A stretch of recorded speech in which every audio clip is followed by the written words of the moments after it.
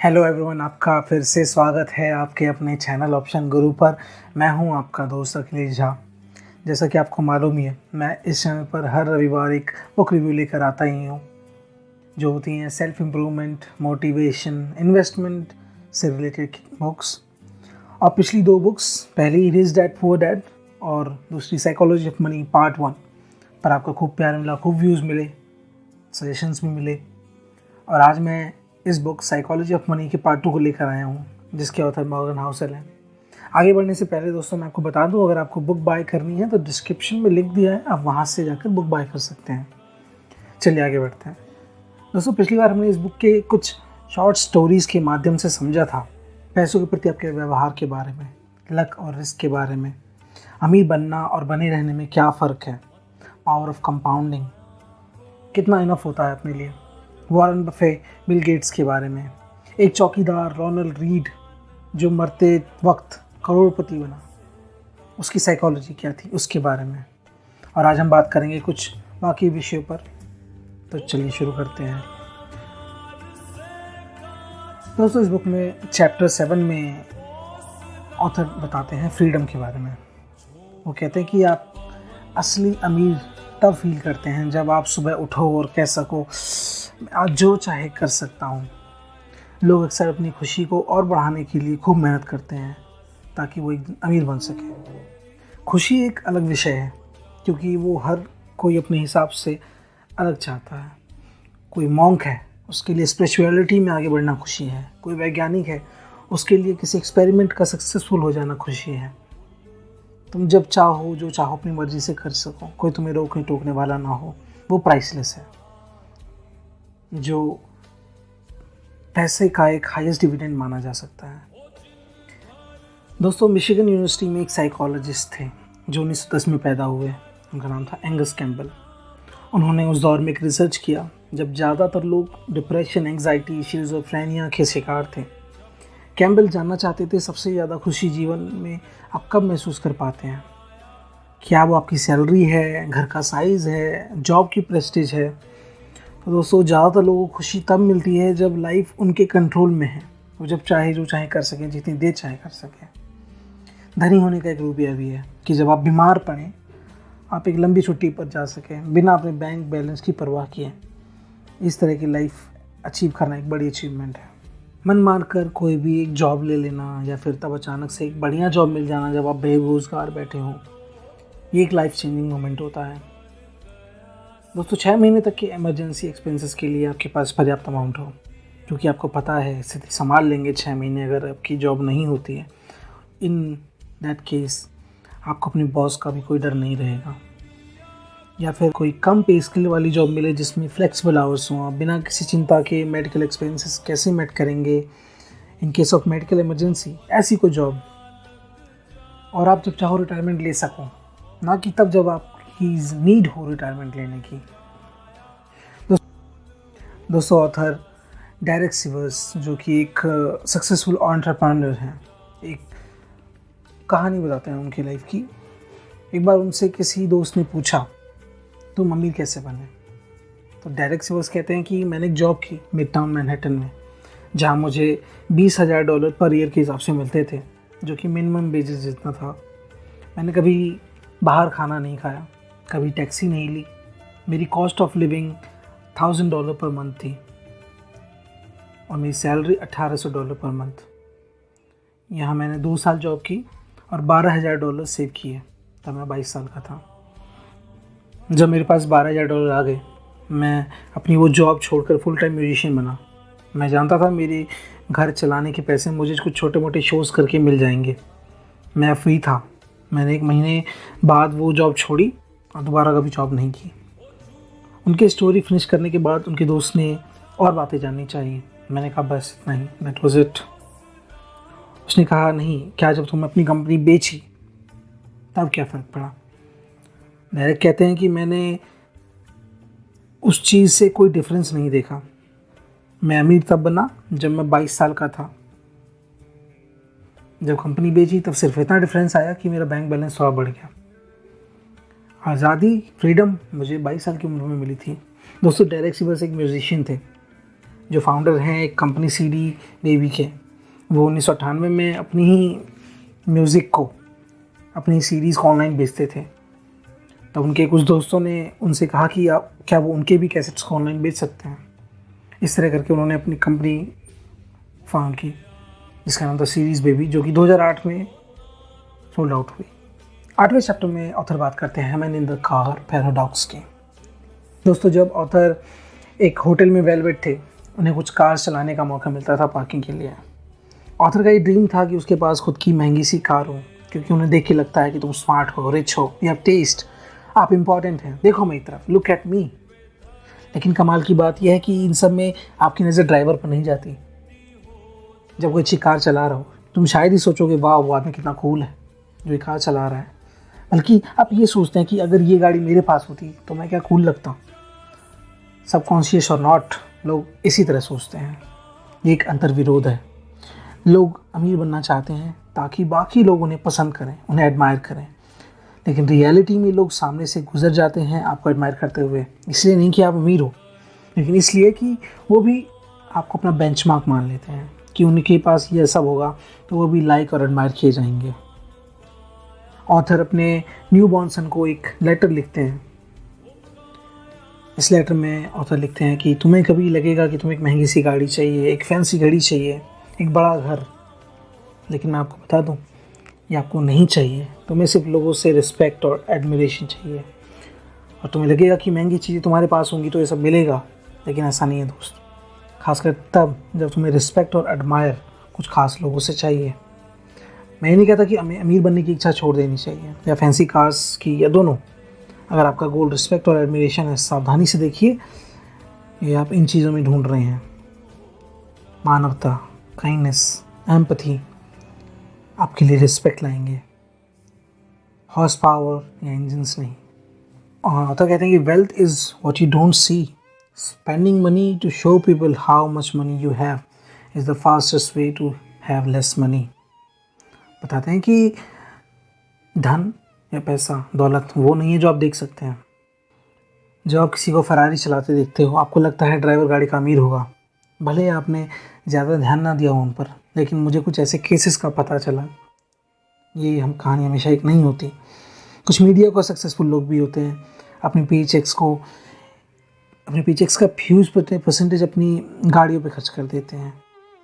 दोस्तों, ऑथर अपने एक दोस्त के बारे में बताते हैं। मेरा एक दोस्त था रॉजर, मेरा हम उम्र। मुझे मालूम नहीं था कि वो एक्चुअली करता क्या है, लेकिन वो एक पोर्शे चलाता था जो काफ़ी था लोगों का ध्यान उसकी तरफ खींचने के लिए। एक दिन रॉजर अपनी पुरानी होंडा में आया, उसके अगले हफ्ते भी होंडा में आया, उसके अगले हफ्ते भी होंडा में आया। तो मैंने पूछा कि तुम्हारी पोर्शे का क्या हुआ? उसने कहा मैंने कार लोन में डिफ़ॉल्ट कर दिया तो वो उसे ले गए। उसकी बातों में कोई पछतावा नहीं था। हमने जो धारणा उसके लिए बनाई थी वो गलत थी। हमारा शहर लॉस एंजलिस बहुत सारे ऐसे रॉजर्स से भरा पड़ा है। कोई अगर $1 मिलियन की कार चला रहा हो वो अमीर हो सकता है, लेकिन उसके धनी होने का एक पॉइंट ये भी आपको समझ आता है कि इस कार लेते ही उसके अकाउंट से $1 मिलियन की वेल्थ ख़त्म हो गई। हम लोगों के कार, घर, इंस्टाग्राम फ़ोटोज़ को देखकर उनके फाइनेंशियल सक्सेस को मापते हैं, बट असली वेल्थ वो है जो आपको दिखता नहीं है। वेल्थ है एक बढ़िया कार जो आपके पास हो सकती थी पर आपने नहीं ली, एक बढ़िया डायमंड आप ले सकते थे पर नहीं लिया, कोई महंगी घड़ी जो आप ले सकते थे पर नहीं ली। वेल्थ वो फाइनेंशियल एसेट है जिससे अभी तक आपने किसी चीज़ में कन्वर्ट नहीं किया। दोस्तों, सिंगर रिहाना के बारे में आपने सुना होगा। सिंगर रिहाना एक बार ऑलमोस्ट बैंकरप्ट हो चुकी थी फालतू खर्चों की वजह से, और उन्होंने अपने फाइनेंशियल एडवाइज़र पर केस भी कर दिया था। एडवाइज़र कहते हैं कि क्या ये उन्हें बताना ज़रूरी था कि आप चीज़ों पर पैसे खर्च करोगे तो आपके पास वो चीज़ें ही रह जाएंगी, पैसा नहीं। आप हंस सकते हो इस बात का, लेकिन हाँ, लोगों को बताना पड़ता है। जब लोग कहते हैं उन्हें मिलियनेयर बनना है, असल में वो कहना चाहते हैं मुझे $1 मिलियन खर्च करने हैं, और मिलियनेयर बनने का बिल्कुल उलट है। इन्वेस्टर बिल मैन कहते हैं कि रिच फील करने का फास्टेस्ट वे है आप बहुत महंगी चीज़ों पर खर्च करने लगो। लेकिन आप रिच बनना चाहते हो तो आप वही पैसे खर्च करो जो आपके पास हैं, ना कि कहीं से लोन लेकर। इतना ही आसान है। ये एक एक्सीलेंट एडवाइस है, लेकिन ये लंबा नहीं चलता। वेल्दी होने का रास्ता है ये नहीं कि जो आपके पास है खर्च कर डालो। ये सिर्फ एक परिभाषा मात्र है धन की। हमें वेल्दी और अमीर होने का फ़र्क पता होना चाहिए, नहीं तो हम अनगिनत गलत डिसीजंस ले लेते हैं पैसों को लेकर। रिच है आपकी करंट इनकम। कोई अगर $1 मिलियन की गाड़ी चला रहा है वो नशे पे रिच है, क्योंकि अगर वो लोन लेकर भी कार खरीदता है तो उसकी इंस्टॉलमेंट्स होती हैं, मंथली पेमेंट्स होती हैं, जो कि अपनी इनकम में से ही वो अफोर्ड कर पाएगा। सेम जो लोग बड़े घरों में रहते हैं, अमीर लोगों को पहचानना मुश्किल नहीं है, वो अक्सर अपनी बातों से खुद ही बता देते हैं कि वो अमीर है। दोस्तों, धन, वेल्थ हिडन होता है। ये वो इनकम है जो खर्च नहीं किया गया। ये आपको ऑप्शन देती है, फ्लेक्सिबिलिटी देती है कि बाद में आप इससे उससे भी महंगी चीज़ें खरीद सको। जिस तरह एक्सरसाइज से हम कंपेयर कर सकते हैं इसको, एक्सरसाइज करना रिच होने जैसा है। आपको लगता है आपने मेहनत की, आपने खूब पसीना बहाया जिम में, अब आप डिज़र्व करते हो एक बड़ी मील, एक चीट मील। वेल्दी होना है उस ट्रीट को ना लेना, बल्कि और कैलोरीज बर्न करना। ये मुश्किल काम है, आप चीट मील छोड़ नहीं सकते ज़्यादातर। अगर आप चीट मील छोड़ देते हैं, आप अपनी बॉडी को और ज़्यादा अच्छे से मेंटेन कर पाएंगे। इसके लिए चाहिए सेल्फ कंट्रोल, जो सब में नहीं होता। हमारी प्रॉब्लम यह है कि हम अपने रिच रोल मॉडल आसानी से ढूंढ लेते हैं, वेल्दी रोल मॉडल ढूंढना बहुत मुश्किल है, क्योंकि सक्सेसफुल वेल्दी लोग अक्सर ये छुपा कर रखते हैं। कई वेल्दी लोग हैं ऑफ कोर्स जो काफ़ी चीज़ों पर पैसे खर्च करते हैं, बट उसमें भी हम उनकी रिचनेस देख पाते हैं, ना कि वेल्थ। हम देखते हैं उन्होंने कौन सी कार खरीदी, अपने बच्चों को कहाँ पढ़ा रहे हैं। हम उनका saving account, retirement account, investment portfolio नहीं देख पाते। हम उनके घर देखते हैं, ये नहीं देखते कि वो उससे भी बड़ा घर ले सकते थे जो उन्होंने नहीं लिया। तो उससे खतरे की बात है कि डीप डाउन हम सभी जानते हैं कि हम वेल्दी बनना चाहते हैं। आज़ादी चाहिए, उसके लिए फ्लेक्सिबिलिटी चाहिए, बट हमारे अंदर ये धारणा बनी हुई है कि पैसे होने का मतलब है उन्हें खर्च कर देना। लेकिन हम ये समझ नहीं पाते कि ये चीज़ हमें वेल्दी बनाने से रोकती है, और हम इसे देख नहीं पाते और सीख भी नहीं पाते। हम दूसरों की नकल करने में अच्छे होते हैं। वेल्थ का हिडन नेचर है, जहाँ हम लोगों को इमिटेट करना शुरू कर देते हैं। रोनाल्ड रीड के मरने के बाद काफ़ी लोगों के वो फाइनेंशियल रोल मॉडल बन चुके थे। मीडिया, सोशल मीडिया उनकी कहानियों से पटा पड़ा था, लेकिन जब तक वो जीवित थे किसी के फाइनेंशियल रोल मॉडल नहीं थे, क्योंकि उनका हर संभव पैसा छिपा हुआ था उनके लिए भी जो उन्हें जानते थे। इमेजिन आपको कोई बुक लिखनी है, लेकिन आपने महान ऑथर्स को पढ़ा ही नहीं है। आपकी इंस्पिरेशन क्या होगी? आप किससे एडमायर करेंगे? आप किसके टिप्स एंड ट्रिक्स फॉलो करेंगे? ये चीज़ों को और कठिन बना देगा। जो आप देख नहीं पाते उसे सीख पाना भी मुश्किल है। एक्सप्लेन करने के लिए काफ़ी है, वेल्थ बिल्ड करना काफ़ी लोगों के लिए क्यों मुश्किल है। संसार उन लोगों से भरा पड़ा है जो काफ़ी मॉडर्न दिखते हैं और वेल्दी होते हैं, और जो रिच दिखते हैं उनकी लाइफ में खुद काफ़ी स्ट्रेस रहता है पैसों को लेकर। जब आप लोगों को उनकी सक्सेस को जज करें और अपना कोई गोल सेट करें, तब इन बातों का ध्यान रखें। अब कुछ लोग सोच रहे होंगे, अगर वेल्थ वही है जो हम खर्च नहीं कर सकते, तो ऐसे वेल्थ का काम क्या है? तो आइए मैं आपको पैसे सेव करने के लिए कन्विंस करता हूँ। सेविंग करना आसान है, सिंपल। कम खर्च करिए, आपकी डिज़ायर्स कम होंगी, आपके खर्चे कम होंगे। और आप जब ये सोचना छोड़ दोगे कि लोग आपके बारे में क्या सोचेंगे, तब आपकी डिज़ायर्स कम होंगी। लेकिन कई बार इस बुक में आर्ग्यूमेंट दे रहे हैं ऑथर कि पैसे फाइनेंस से ज़्यादा आपकी साइकोलॉजी पर निर्भर करता है, और आपको सेव करने के लिए स्पेसिफिक रीज़न नहीं चाहिए। You just need to save, that's it. Nothing is free, everything has a price, but not all prices appear on labels. हर चीज़ का एक प्राइस है, बट सबका प्राइस लेवल पे नहीं लिखा होता। दोस्तों, इंडिया की बात करते हैं, इंडियन मार्केट की। निफ्टी पिछले 20 सालों में निफ्टी 973 से 17,000 पॉइंट्स पर आ चुका है। आपको बस शांति से बैठना था, मार्केट में पैसा इन्वेस्ट करना था और कंपाउंड करते रहना था। लेकिन ऑफ कोर्स सक्सेसफुल इन्वेस्टिंग करना इजी लगता है जब कोई और उसे करता है, आप नहीं। स्टॉक्स को लॉन्ग रन के लिए होल्ड करो, आप अक्सर सुनेंगे, अच्छी एडवाइस है। लेकिन क्या आपको पता है, जब मार्केट कोलैप्स कर रहा है तो ये लॉन्ग टर्म वाला आउटलुक रखना बहुत मुश्किल होता है। हाल ही में देख लीजिए, मार्केट खूब गिरा है। रशिया यूक्रेन के वॉर के बाद मार्केट काफ़ी नीचे आया, लोग डर गए, क्या होगा, क्या मार्केट उस लेवल तक आएगा? जी, मार्केट आया। मार्केट 15,000 को टच करके वापस 17,000 पर आया। अब काफ़ी लोग डर के मारे बाहर आ गए। तो ये कंपाउंडिंग की प्रक्रिया को रोक देता है। हर चीज़ की तरह सक्सेसफुल इन्वेस्ट डिमांड्स प्राइस, लेकिन इसकी करेंसी डॉलर या रुपए नहीं है। इसकी करेंसी है volatility, fear, doubt, uncertainty and regret, all of which are easy to give up. जब आप खुद उसे आवश्यकता में डील कर रहे हों, ये बहुत मुश्किल होता है। अगला पॉइंट है ऑथर का, you will change. Long term planning is harder than it seems because people's goal and desire changes with time. Long term planning करना मुश्किल होता है क्योंकि लोगों के गोल्स और डिज़ायर्स एक वक्त के बाद बदलने लगते हैं। दोस्तों, ऑथर बताते हैं अपने एक दोस्त के बारे में जो काफ़ी एवरेज था पढ़ने में, ना बहुत तेज़ था ना बहुत ख़राब था, लेकिन हार्ड वर्किंग था।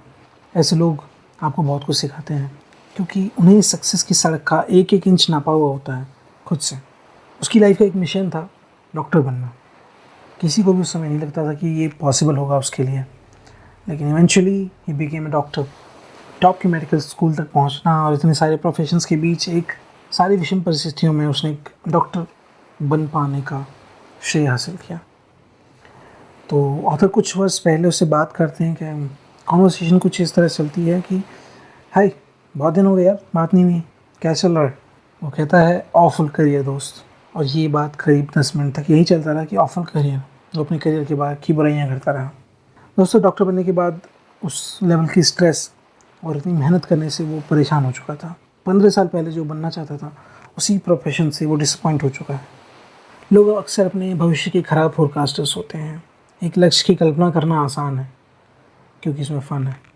रियल लाइफ में इसके स्ट्रेसेस, कॉम्पिटिटिवनेस बाकी लोगों से वो बिल्कुल अलग है। ये चीज़ हमारे फाइनेंशियल गोल प्लान्स करने की एबिलिटी पर बड़ा इम्पैक्ट डालता है। दोस्तों, साइकोलॉजी ऑफ मनी बुक से जो मैं रिलेट कर सकता था, जो हम रिलेट कर सकते थे एज इंडियन, वो सब मैं आपको बता चुका हूँ पिछले वीडियो में भी, इस वीडियो में भी। तो इन चीज़ों को आजमाएं, अपनी लाइफ में उतारें। हो सकता है कि आपकी लाइफ में कुछ इंप्रूवमेंट हो। मेरी लाइफ में चेंज हुआ है। मैंने काफ़ी चेंजेस किए हैं सेविंग्स में, खर्चे थोड़े कम कर दिए। आप भी करिए, सेविंग्स भी ज़रूरी है। थोड़ी शो ऑफ बाद में कर लेंगे जब ज़्यादा पैसे आ जाएंगे। तो चलिए दोस्तों, आज के लिए इतना ही। अब मेरी नेक्स्ट बुक का इंतज़ार करिए जो अगले हफ्ते आ जाएगी। उसका रिव्यू मैं जल्दी डालूँगा। तो धन्यवाद। आप लोग प्यार बनाए रखिए। व्यूज़, लाइक, सब्सक्राइब की बहुत ज़रूरत है, वो देते रहिए। Thank you so much. तब तक के लिए मिलते हैं आपसे अगले हफ्ते। Thank you. तब तक के लिए चैनल सब्सक्राइब कीजिए, लाइक कीजिए और जितना उसके शेयर भी कीजिए।